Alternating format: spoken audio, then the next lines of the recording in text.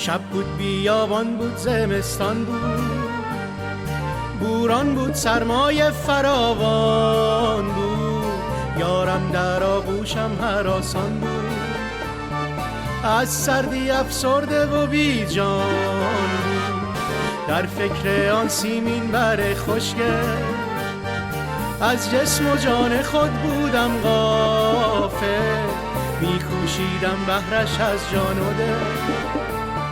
میبردمش با خود سوی منزل.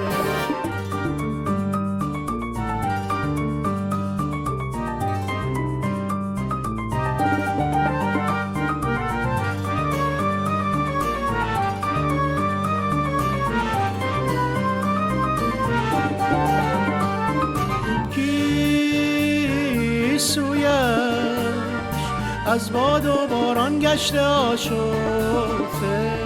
در هر مویش